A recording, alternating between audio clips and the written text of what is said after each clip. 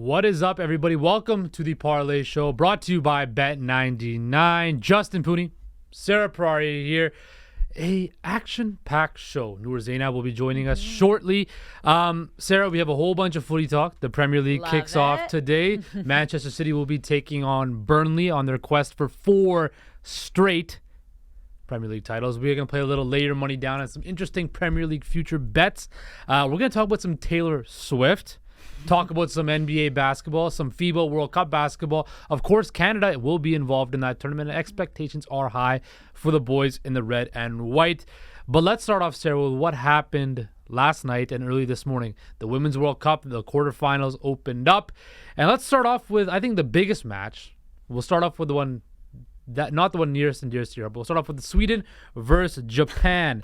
Disclaimer quickly, that was not the biggest match. Netherlands and Spain was arguably the biggest match. Debatable. Everyone knows debatable. It was said. Look, Sweden advances 2-1. They beat Japan. Japan had scored 14 goals in their first 4 matches. They didn't even register a shot in the first half. Sweden played smothering defense, got some timely goals from set pieces again. And of course, Japan did miss a penalty in the 75th minute, which will, have heartbreak written across the Japanese fans across the globe. But Sarah, when you watched this match, was it more so just Sweden's swarming defense that just shut that Japanese offense down? Yeah, I mean, when you look at the stats, if you watched the game as well, you could see that by the second half, it did get a lot more even across the board. But Sweden knew exactly what to do, and they knew they were going up a super offensive Japanese side, which, as you mentioned, scored 14 goals up until this point in the tournament. So, yeah, the penalty, I mean, it's so tough missing out on a penalty at this point in a World Cup, but it does happen, and you can't be relying on getting a penalty to win, right? That's Absolutely. not how you play football. So, I mean, honestly, Sweden just played smarter football. I feel really bad for the Japanese. They've been so fun to watch, right? But, Yeah. I mean, Sweden were really strategic, and I think it's a bit scary now because they're going to go up against Spain, which I know we'll get into, but they seem to be able to be a team that can adjust to who they're playing against, and that's super pragmatic football, and that is a team that usually tends to do well when you're playing tournament-style football. Well, yeah, you kind of did spoil the next. We already knew. We already knew. I'm just saying for people that are just tuning in right now that didn't watch the games or just want to get their news, Spain did beat the Netherlands in a much more exciting match, I think. Spain scored the winner in the 111th minute. Of course, they had the penalty in the 81st minute. And then the defender, I believe her name was Stephanie Vandergaard. She called the handball, but then scored the tying goal in the 12th minute of stoppage time. I know your heart was probably racing through that whole match, up and down. Was this more so good Spain, or was it just kind of a close match and Spain got the edge? The first 80 minutes of this match was all Spain. They probably should have had 3 goals in the first half of that game. But after 80 minutes, after they had gone up, they kind of fell flat. First of all, they looked really tired, and they were short to the ball. Their passes weren't great. And Netherlands came out of nowhere and just woke up, it seemed, and realized they had to do what they had to do. And they took the game into extra time. There were concerns for me, though, with the Spanish side, because if you looked at the first 80 minutes, I was thinking, this is amazing football, high press, super aggressive, tons of shot on target. But then the last half hour, if they're going to play like that against Sweden, they're going to get eaten up. But let me give credit where credit's due. Salma Parayuelo, 19-year-old Barcelona prodigy, scores that winner for Spain. She was maybe the best player on the pitch. When she came on, the whole game changed. 19 years old. She carried the ball. She could have crossed it into the middle and had someone tap it in, but she trusted herself and ran out the defender and took a shot on target. And that was a great goal, and it was really good to see. You love seeing like the youngsters come through in this tournament. And I think that's why you see in tournament football, especially younger players, you don't see them start unless they're so glaringly better than everybody else, right? You bring that on because the fresh legs, the kind of the jolt of energy, and that's exactly what she did for that Spanish side. Well, to be honest, she started all the other Spanish games. She did. This was the first game she didn't start, and I was thinking, I think Spain's coach needs to have a little sit down with himself, though, because there were some subs that were made. Bonmati coming off, no clue. Alexia Putellas needs to be either starting or coming in earlier, in my opinion, as well. And Parayuelo, you got to start this girl. The game against Sweden, I'm not going to lie. Well, It's going to be really tough. That was my next question for you. As when you see this Spain-Sweden matchup, look, Spain's the only team remaining that did not win their group, right? Yeah. You know, the Swedish side is undefeated right now, beat the Giants. They probably beat two of the four best teams in the tournament that were remaining, the U.S. and Japan. So they've been giant killers, even though they are a power themselves. When you look at this matchup, do you lean towards Spain? Do you lean towards Sweden? Where do you see this match playing out so far? Well, let's also remember that Sweden had to beat Argentina, South Africa, and Italy. Not the toughest group, Nope. But listen, group stage, anything can happen for sure. They did what they had to do. They got all 9 points. But that's the thing. Their match against the USA, they probably shouldn't have won that game. Let's be serious. If they didn't go to penalties, but they did. Again, really strategic football. Same thing with Japan. That's what I'm saying about Sweden. I don't want to give them the edge here because I think if you're looking at the talent of football, Spain has that. But it's not always about the talent. It's how you go up against the other team. And Sweden knows how to sit down and look at their opposition. And that's what scares me. I think this one sets up for another really even match. I'm a little bit nervous. Spain needs to learn from their mistakes for sure. But if they high press and they keep putting that aggression on the defenders, they will be able to beat Sweden. But I don't know what Spain we're going to get. Okay, well, that's what happened today. Tomorrow we have Australia versus France at 3 o'clock in the morning. England and Colombia at 6:30 in the morning. So you're going to want to wake up nice and early to make sure you get the rest of the quarterfinal action. Coming up after the break, we're going to take a look at Taylor Swift and her tour and how Canadians are going absolutely wild over the chance to see Swift 6 times in the 6. So stick around. You're not going to want to miss that.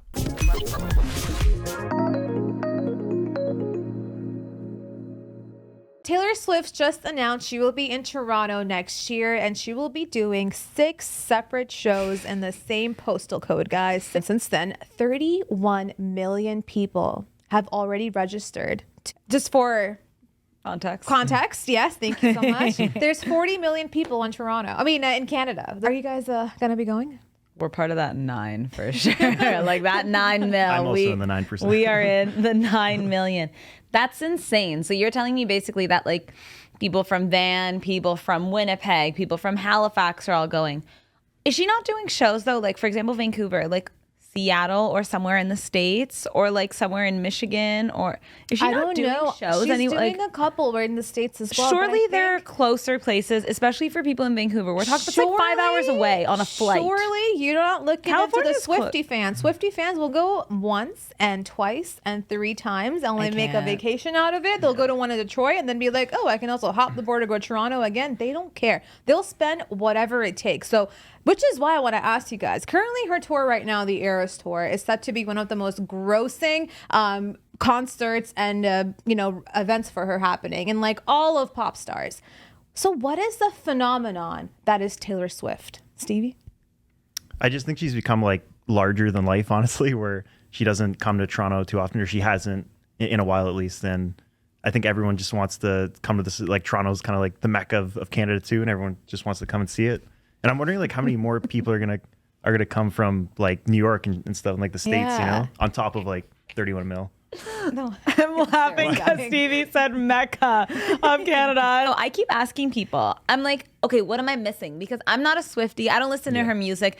And it's no shame to her. Like, clearly she's doing something right. But I ask people, I'm like, what am I missing? I missed the bus. I missed several buses. And people, even that I find like her, I have friends that are trying to go to the concerts. I'm like, is she a good singer? And they say no. They say she's a performer. And I'm like, this seems too much for a performance, in my opinion. Now, like I said, she's clearly doing something right, but I do not get it. I don't get it. I get that songwriting part. She's a great songwriter. Doesn't back she write in about the same thing all the time about breaking up with boys? They're all about different boyfriends. Yeah, getting to that. I'm just saying. Great. If you're in grade 7 when she first started off, you're young, you're 12, 13, you're like, our song, I like that one. Teardrops on my guitar, I can relate. My 5-year-old boyfriend broke up with me. Like those things when you're young, you're like, okay, this makes sense. But the older you get, and the more I saw her do the same thing, but I changed as a person where my mentality was no longer about guys and relationships. Right. It was more so just like, am I really crying about this? You're not in high school anymore. Exactly. But that's what I thought her like, what's the word I'm looking for, like her group Genre. genre, Yeah, her, like, whatever. Her age group was like audience, 15 to 25, but clearly it's not. If 31 million Canadians are we got moms, we got dads, we got brothers, we got sisters. I think Taylor Swift and Margot Robbie are just carrying our whole economy right now, to be honest. Do you think, based off of where she is now, will she be remembered as one of the greats? Like, that's nuts for me MJ, to even think, because Prince, like, Beatles. oh my god, the fact that she's even being said in like the same sentence as those people blows my mind. But I think I'd be foolish to say that she wouldn't be because of what she's doing. Like I said, do I listen to her? No. Do I know most of her music? Honestly, not. But clearly she will be because of what she's able to do. But that still blows my mind to me, because you have actually the Swifties are going to come for me. Who is she bringing out, Stevie? Miley Cyrus. Who has been featured on her albums? Like, Nobody. I don't think she ever. Does Taylor have features ever? Okay. I want to ask one question. Oh no. Did Beyonce have the best music video of all time? No. Did she? The Swifties are coming. You know what? You know when you guys were recording that, I was standing behind the camera, and nobody here well got aware. the Kanye West reference except me. I did. I was did. too busy No, hosting. I was delayed. Thank you, Justin. Thank you. I was just- too busy. I pointed at you. Swifties. It Anyway. was a joke. I'm sorry. I'm sorry. Welcome Stevie Z, producer Thank you. Stevie Z. Yes, to the, thank you for having to me. the camera. Thanks, guys. Noor Zainab, of course, Sarah Pararia, and myself.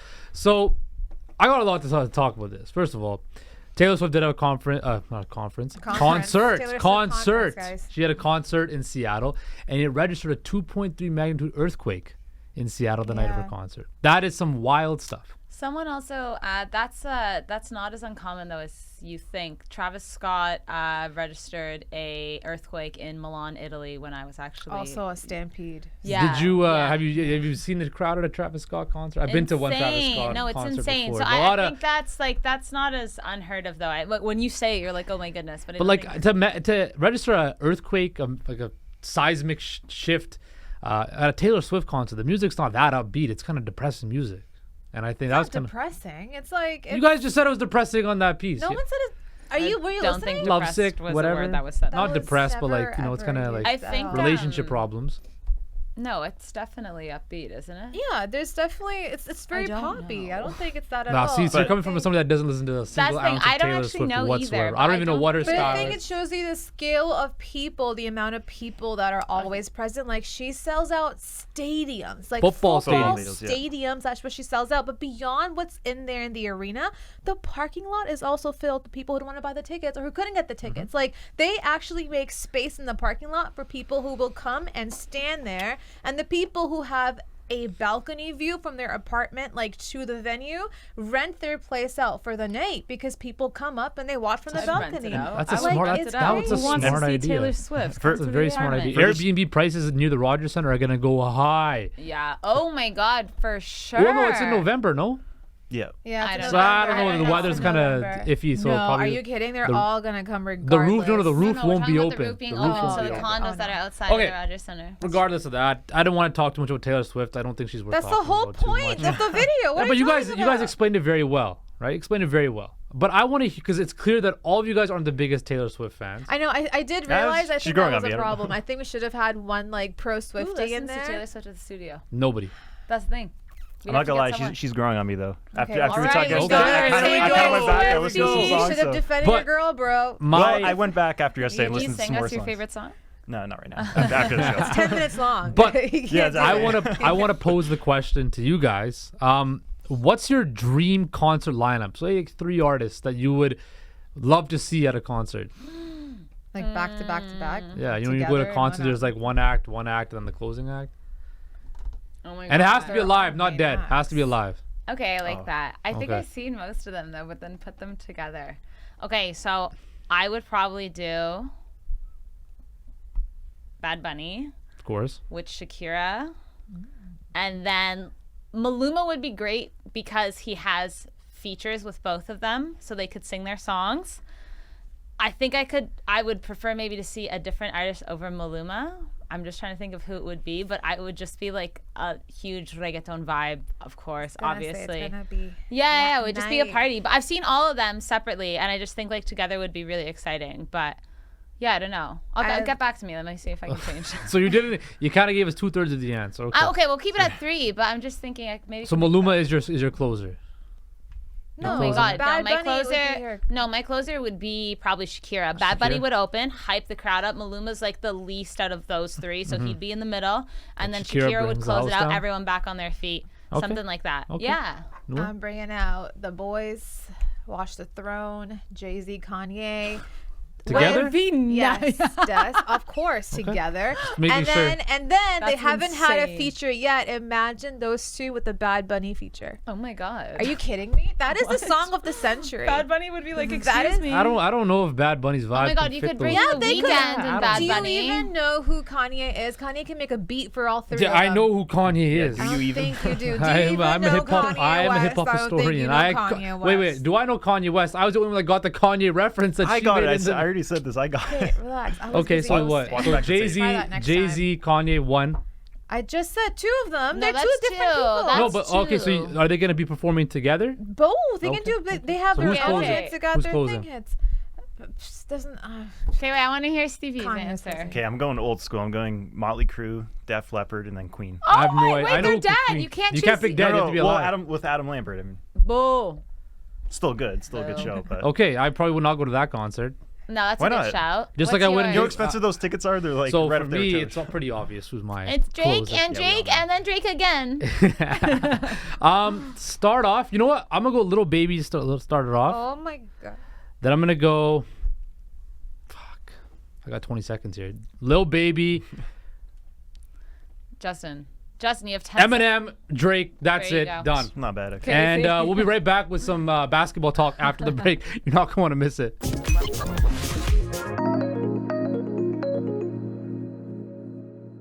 Welcome back to the Parleh Show, brought to you by Bet99. Justin Pooney, Noor Zainab is sticking around in the studio to talk some basketball because the FIBA World Cup is kicking off in about, I think, 14 days, so 2 weeks from now.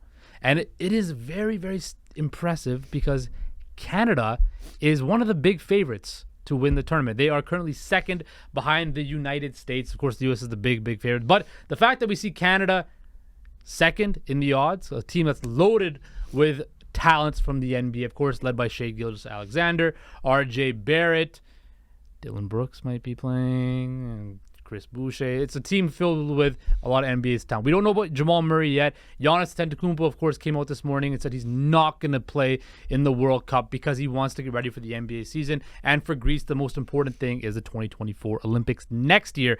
So Noor, Canada has never really been a powerhouse in ever in basketball. We're seeing a golden age era of basketball players from Canada now.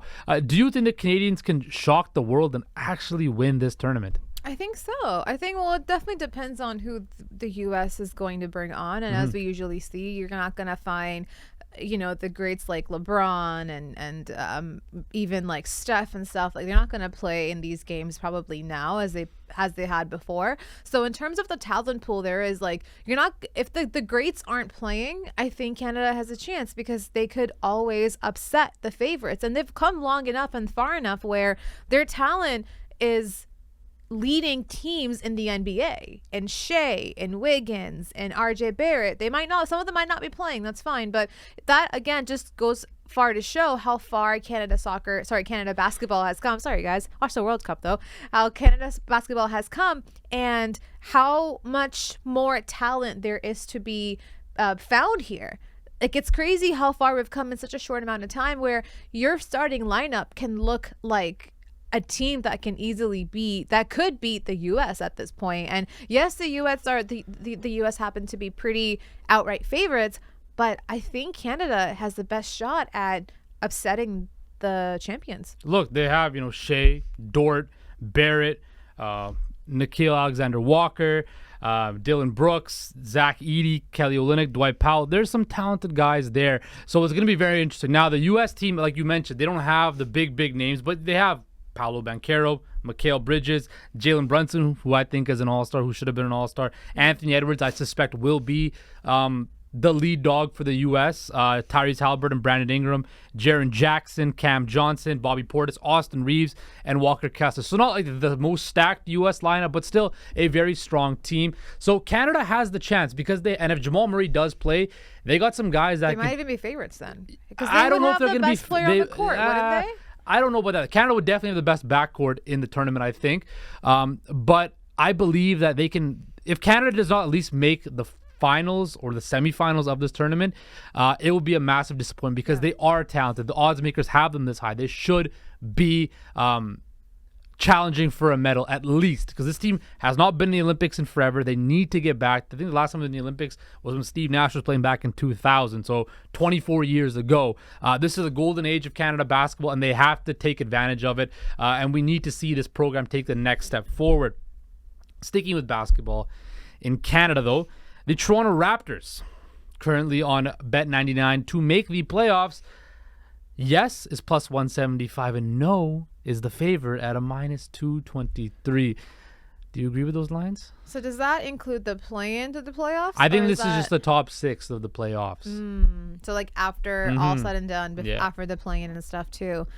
I'm going to have to say no. I think the East has gotten a lot stronger. It has a lot of talented teams. There's teams that are actually disappointing in the Miami Heat, and even the Atlanta Hawks, who should have done better last year than they actually did. And I think that this year could be the chance where they end up having a good regular season. The Raptors haven't put themselves in a position where they can come out and expect there to be a winning team, unfortunately, because we're halfway into August pretty much already, and we still don't really know what the direction of this team is, because half the staff looks like they're supposed to be here for development, but we still employ Pascal Siakam. So we're not really sure where they're going to go. At the same time as well, if they bring back Pascal Siakam, what will that team look like? What's the dynamic? Are they getting along? Do they care about winning? Because we saw last year, they were a great team, but the winning still never translated on the court because they never really liked each other. So as long as they like themselves this year, I think they still have the talent to get there. Yeah. I still believe that. I still believe they could be more talented than like Miami Heat, than the Atlanta Hawks. Miami? Yes, absolutely. The team that just went to the NBA Finals? Yeah. The team that's going to get Dame Lillard? Have you seen them in the regular season? Okay, yeah, get Dame Lillard first. We'll talk about it afterwards. But in the regular season, the Miami Heat had a pretty beatable team. You have to get through 3 vets in Kyle Lowry, Kevin Love, and Jimmy Butler. I think it's doable. They have streaky shooters in Duncan Robinson. I mean, well, he's going to be gone at that point if you're going to have Lillard over. But in Duncan Robinson, Tyler Hero is going to be injured. So I think if the Raptors, again, are in it to win, they've got a good roster. But it's all about how that locker room is going to shape out to be, because we undervalue the locker room and how that affects players and on the court. And that Raptors team has shown you that the locker room needs to be intact. Who's their starting point guard this year, the Toronto Raptors? We're going to find out.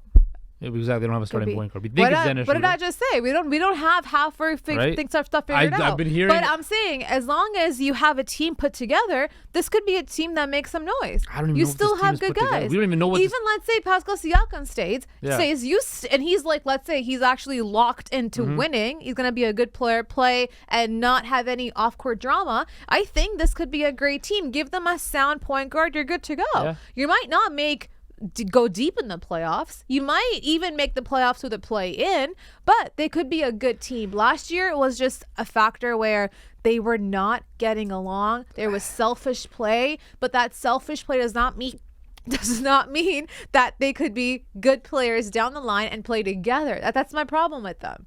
Masai said the same exact thing. I don't think this team sniffs anything close to the playoffs because we don't even know what direction they're going in. We're hearing the Siakam trade is inevitable. He's probably going to be gone. Are you going to give OG Anunoby $30 million? He's not going to sign a new deal in October because he wants to wait and bet on himself like Fred Van. We don't know about OG though, because we thought OG was going to ask for more money. He ended up settling for a lot less than what we thought he was going to get the market for. Yeah, but I'm saying that he's a free agent at the end of this year, right? No, I know, but I'm saying we can't just say he might decline because that's what it seems like he should be doing. But you could get way more money. A pay cut to be with the team that the past year, right? So again, in that way, like, we don't really know if he likes being here. If he's been told a certain thing by Masai by the front office, he could be happy staying where he is. He's also gotten rid of his agent. So I don't know. Rich I think Paul's this longer team his is, agent. this team has no direction. This team has no plan. We don't know what they're I know. doing. I'm just saying, as long as if they figure out if the locker room can get along, if they can get themselves a sound point guard, there is a shot. It's a lot of ifs. I heard a whole lot of ifs. There's a shot. But if it keeps at it as it is right now with so many question marks, then no, because we saw last year they had everything going for them, but nothing came of it. When you look at the Eastern Conference, the Bucks, the Celtics, the 76ers, the Heat, right? The Cavs, the Knicks, the Nets. People are sleeping on the Nets, right? Yeah, Atlanta, Miami. Right, I forgot Miami. You said Miami before. You said sorry, Miami Miami. before, Miami's gonna get Damian Lillard. So I named. We don't know that yet. Nothing's gone down. I'm pretty certain that Damian Lillard will be a Miami Heat before the season starts. Just like I have so many ifs. That's a massive if to say. Well, There's if Damian Lillard, okay, sorry, we don't know what what if. they'll even One give if. up to get I Damian had Lillard. one if, right? You gave numerous ifs about the Toronto Raptors.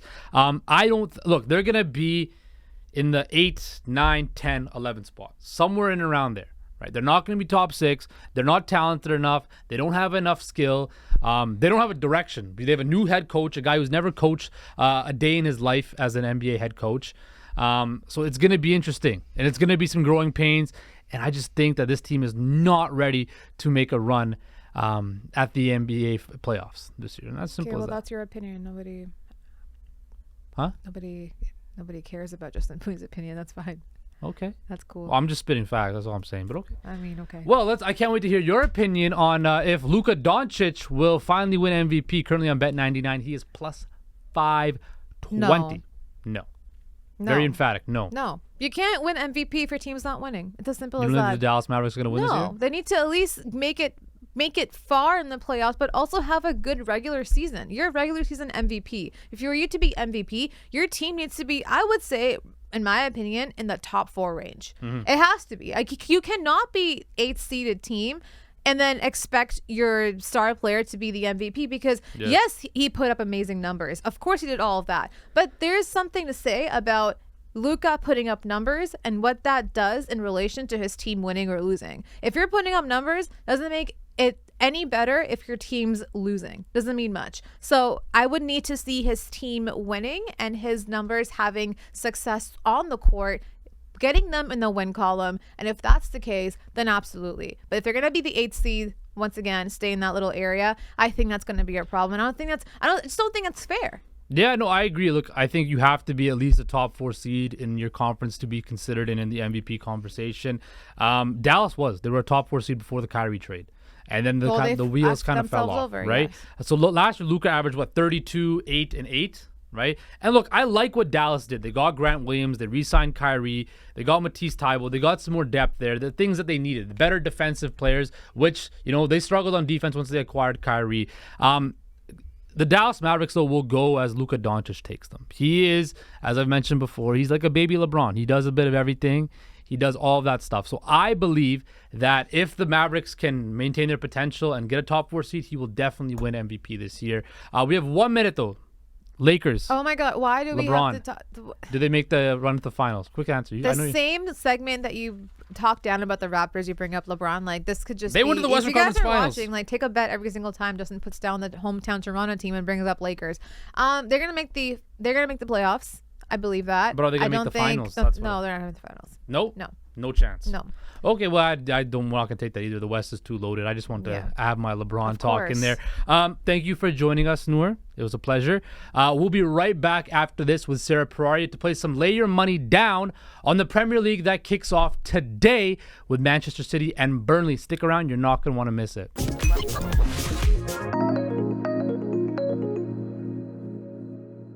Welcome back to the Parleh Show, brought to you by Bet99. Sarah Parleh is back in the studio. I missed you, bro. Missed you too. Now, very exciting. The Prem kicks off today. Manchester City takes on Burnley, as I mentioned like 3 times already on the show, but you could tell we are amped to have the Prem back. It's kind of the start of fall. A little bit. Don't do that. Why? Because we barely had a summer here. I'm not trying to think about fall. Well, look, it's right around the corner. No way is it the start of fall. Ignore Justin Pooney, guys. It's the start of club football. That's right. Premier League's back. What do you Liga mean? is back. The start of club Ligue football 1 is back. Next week What in about the the MLS? Bundesliga is back, guys. Club Football is back. What about the I'm MLS, so though? excited. Okay, Justin, let's not do Okay, this so we're today. going to play a little game that's near and dear to all your guys' hearts called Lay Your Money Down. But today is the Premier League edition. So let's just start off with this. Lay your money down. Aston Villa top 4 at plus 250 on Bet99. Unai Emery drastically improved this squad. They finished the highest they ever had in the Prem in a decade. That's 7th. They qualified for the Europa Conference League. And here's an interesting stat. They had 49 points in 25 matches under Emery, which is an average of 1.96 per match, which was the 4th best in the Premier League since he took over. What says you, Sarah Pararia? Do you believe in Villa finishing in the top 4? Listen, I love Villa, and they were such a story last season. Are they going to finish in the top 4? I don't think so. You have the likes of Manchester City, Arsenal, Liverpool that look like they're going to come back after their not-so-great season last year. You have Chelsea, the unknown. You have Manchester United. Is Harry Kane going to Bayern Munich? It looks like it, but if he's at Tottenham, what does that mean for them? You have Newcastle, who is an astonishing team. We've seen that, and I think they're going to remain up there. So I love Villa, but I don't think they're a top 4 club. I wouldn't. I mean, at plus 250, it doesn't hurt to sprinkle a little something on That's it. crazy. Look, I mean, think about it, right? Like, they played very well. They had some big additions this offseason. And look, they're playing under a very structured manager, a guy who has a lot of experience, a guy who a lot of people like to play for. I just look, I'm not going to say it's going to happen, but I'm saying as a bettor, there's some value there. I wouldn't mind sprinkling a little something on that, right? We've seen, Newcastle jumped back up again. They spent a whole lot of money, but Villa could shock the world. I'm not as high on Liverpool as a lot of people are. I don't know what Chelsea's going to be. There's a lot of hype on them going into the season. I think the top 3 locks this year are, of course, City, Arsenal, United, and after that, it's kind of a toss-up, right? So why not Villa? I just don't think they have the depth on this team. They're also playing their first match against Newcastle. That's going to be a tough one. That's going to be a really good match, though. I like that game a lot there. Okay, I mentioned Chelsea. So Chelsea to be the top club in London. Bonkers. At plus 290. Crazy. You're not sniffing that at all. Mikel Arteta You're not putting your money down on Arsenal that. are not going to be liking that. I think Arsenal will hold their own in London. We know how many football clubs there are in London, obviously, but I think the top one will remain Arsenal. I can't see them dropping too much from last season. Hopefully they'll be learning from their mistakes last season, and they have a couple of good additions there. Declan Rice, Kai Havertz. I think that they'll be able to. I mean, listen, a lot of people have them finishing second still, and I think they're going to be. I think Arsenal will finish top 3, and there's no way that it's going to be. I can't see Chelsea getting that high up the table. So we talked about all the players Chelsea lost. Of course, Mount is gone. Kai Havertz is gone. Conte is gone. They tried to get rid of Ziyech, right? They spent a whole lot of money, and they tried to clear the books. Pochettino is at the helm, and he's a guy who, again, they didn't bring in the big names, but I thought they brought in pieces that fit his system, right? And I think Chelsea went big game hunting. They tried to get big names in and try that route. Spend a lot of money. Of course, we know their owner is a billionaire who's not going to sit on his hands and is going to want to spend a whole lot of money to make sure he's getting a return on his investment. But I think what you saw from their preseason play this year is they're playing as a more cohesive unit than they did last year. And I think that is something that, again, is going to be key. This team finished at the bottom, the worst finish they've had in a long, long time. 27 years that was their worst finish in 27 years, excuse me. So look, they're having stability at the manager position. They're playing a more sound and tactical game. I think they're playing more cohesive. Again, I don't think I would put money on them to be the top club because, like you mentioned, Arteta's a better manager. I think Arsenal with Declan Rice are just a better team. I don't think Tottenham, the other London side, is going to do much. I believe Arsenal is the best team in London. I think they're going to finish second once again in the Prem. But at plus 290, you kind of got to consider the value there because, Chelsea, they're receiving a lot of hype going into this season. I think one of the biggest blows for Chelsea is, they cleaned out that locker room, as you mentioned, but Christopher Nkunku, injured. He was going to be their guy until up to December 23 goals for for RB Leipzig in the Bundesliga last year. I really liked Nkunku, that move, but that's a massive blow. And this was an issue for Chelsea last season. Who's going to be their striker up front? They were rotating. They couldn't figure it out. So it does concern me a little that that's going to be another ongoing issue for them. So yeah, I think when you look at Chelsea, they still have some work to do. This team is undergoing a major, reconstructive surgery per se, right? They're trying to, they didn't tear it all the way down, but they tore a lot of it down, right? And they're trying to rebuild and stuff like that, as they should. After they had such a poor season last year, you got to do that. This is one of the most storied clubs in all of football across the world, right? I think if they can, challenge for a top 4 spot, top 7 maybe, that would be a massive W for the Blues. I just don't think they're at that level of the 3 other squads, the Cities, the Uniteds, and the Arsenals at this particular moment. I don't think so either. And I also think, I know you don't love Liverpool, but I'm seeing Liverpool being able to do better than Chelsea this season. That rebuilding that midfield was something they needed to do for a while, and they did that. And I think now that's going to allow players like Darwin Nunez or Luis Diaz or Diogo Jota to kind of come out of their shell finally, because they're going to have way more reception from their midfield, because they're actual players that can provide them these balls and can also keep up with the pace. And so I expect Liverpool to bounce back as well, especially because Jurgen Klopp is a fantastic manager. I put my trust in him, but I don't know about Chelsea there. Okay. Now, staying in London, which team will finish higher in the league? Manchester United or Arsenal? This one's tough. A lot of people don't think that Man U is going to do that well this season. I mean, and I'm saying that just from people I've spoken to. I think they are going to be a top 4 club. But who finishes higher, though? I think Arsenal finishes higher. Okay. I'm going to give the edge to Arsenal right now. Okay. But under Erik ten Hag, it finally seems like Manchester United have gotten to a rhythm, have gotten a coach that they trust once again, that brings out the best of their players. They have a new captain now, Bruno Fernandes. I think that their biggest issue is still up front as well. Rasmus Højlund, they're putting a lot of pressure on this guy coming from Atalanta, only scoring 7 Serie A goals. Now he's coming to the Premier League. It's a completely different competition. So that's where I give the edge to Arsenal. But I think right now I'm seeing the Prem finishing around City, Arsenal, Liverpool, United, something like that between those 4. But I'm going to give the edge to Arsenal based on what they did last season and only adding more fuel to that team. See, I see a lot of similarities from this United team and last year's Arsenal team.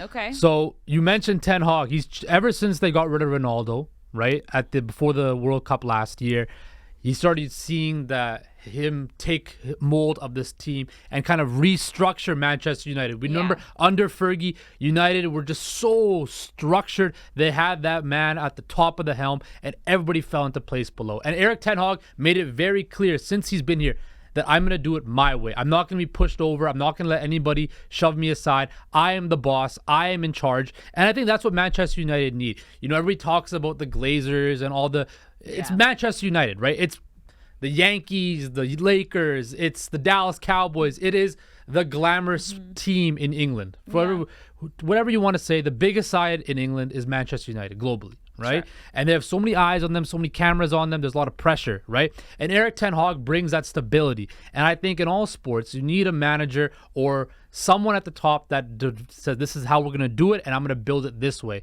And I think United showed at the second half of last year that they were making the right steps. I think this year, they're going to take that next leap to become a legitimate Premier League contender with the likes of Arsenal and stuff like that. Like, Arsenal led the Premier League pretty much all of last season and they fell apart. I'm not going to say United's going to do the same thing, but I think them and Arsenal will be battling for second spot, right? I can definitely it will not shock me whatsoever this year if Manchester United finish higher than Arsenal. Now, can they reach the level of City? I don't think so just yet. They need one more big signing. A striker up front, I think, is what the biggest thing they're missing. Harry Kane next season. Could it be Harry Kane next summer? They need one more good summer signing season, And then I think that you can put them into They're legitimate. definitely in a rebuilding kind But of process. there's a light at the end of the tunnel. We're talking about sure, Chelsea. But that even last season we saw the way they started the season to the way they finished was incredible. And you have Absolutely. to give them their flowers for that for sure. I know what you're saying about Arsenal. I just think Arsenal are in terms of that rebuild and kind of They're 1 year they're ahead. way I think further. Yeah, Yeah, I think they're 1 year ahead of United. Yeah. So I'll take Arsenal, but it will be a very close fight I think so between too. the both But of them. also, I think you're overlooking Liverpool. Okay. I do think you are. So I got a couple player props I want to talk Sure. about. So sticking with United, Marcus Rashford scored 30 goals in all competitions last year. Can he hit 20 or more Premier League goals at plus 120? No. No. Really? think He so. was on at one point in time last year. They're saying he was the best player. At one point of time, on the- Marcus Rashford is so inconsistent in my books. Is he a bad player? Absolutely not. But one issue that he's struggled with throughout his career is consistency. And the issue with Manchester United is they're probably going to start with Højlund up front. Mm-hmm. They just paid, 72 million for this guy, which big is ticket. just nuts. So they have to put some faith in this guy, and there's going to be a lot of trust. So I think he's going to get the start over Rashford. I don't know if that's going to take away from Rashford's playing time or not. And if that is the case, then that immediately is going to affect his goals in Premier League for sure. But also when he does play, I don't trust this guy, I think is my concern. I don't think he's going to score 20 or more Premier League goals. You guys let us know, but I don't think that's going to happen. You're going to be seeing a whole lot of this season because Marcus Rashford is going to score 20 plus goals in the Premier League this year. Can you tell that Justin is a United fan? I'm not even a United fan. I just like Marcus Rashford. I think That's great, but he's not scoring 20 or more. I think he will. Look, he had such a kind of a breakout year last year where he scored in the second half of the season under Ten Hag. Remember, he scored a whole bunch of goals. Was it right after the World Cup? He was one of the top But goal it's scorers. always just picking up injuries, and it took him half a season to get into that flow. I will say That's that the injuries thing. are a big thing, but he So is healthy, I'm not sure. right? Well, yeah, if that's he's the if. We don't know. we know that's a big if, but if he's healthy and know. right, I can see Marcus Rashford scoring 20 so plus talented, goals. He has the but I talent for don't it. believe that he is going to be playing as many games that he should be in order to score 20 or more goals. Like I'm thinking about this more from yeah. All right, now Erling Haaland to win PFA Player of the Year plus 225. Is that a lock We're talking about last season. this year? They haven't No, the PFF for next year. for next year. Yeah. Okay, so not the one that just happened. No. Well, we don't know who won the one last year. That's the thing. If Erling Haaland, I was just looking it up actually. No, it hasn't been No, announced. yeah, sorry, it is this year. Yeah, sorry. This past season. So Yeah, he's okay, yeah, that's yeah, good. yeah, my bad. Sorry Confused guys, it. it's Friday. It's Friday. Okay, yeah. So, I think he wins it. Mm-hmm. I think they have to give it to him based on what he accomplished. If you were asking my opinion and who I think the best player, Kevin De Bruyne should get That's it. what I was gonna say. Kevin De Bruyne should absolutely get it. But I have trouble seeing that they would get it. They would give it to him over Haaland based on how many goals Haaland got. Haaland just had such an electric debut in the Premier League They after love all the goals hype too. and stuff a lot, like that. This is what it's all about. It's all about the goals. But if you're talking about Haaland wouldn't score nearly half of those goals if it wasn't for Kevin De Bruyne. Well, that is all the time we have for Lay Your Money Down. After this one final break, we'll all be back for the Parleh. Partey. And it'll be a partay because it's Friday. So stick around.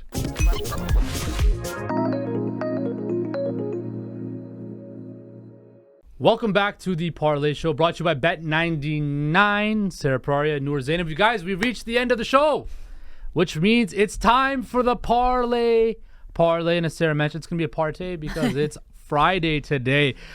Yesterday, me and you both hit our picks. Yeah. We don't know. I don't remember if Sean McCormick did. I'm going to assume he didn't. Oh, So Why are he's you the, doing the worst? I don't know. That's what I'm doing. that's what today. I'm doing. So today we have our Parleh. Who would like to go first? Let's go with Noor. Well, how would you ask who wants to go first? Well, I don't know. Volunteer me to go first. Okay. Well, I'm going to take my girls, the Las Vegas Aces. They take on the Mystics tonight at 10 p.m. I mean, it's already kind of an unfair play advantage. You've got the girls who are top of the league right now with the Mystics who are suffering. Brittany Sykes, though, she's been a good story for them. 24 points last game, but I think this one's going to be a doozy.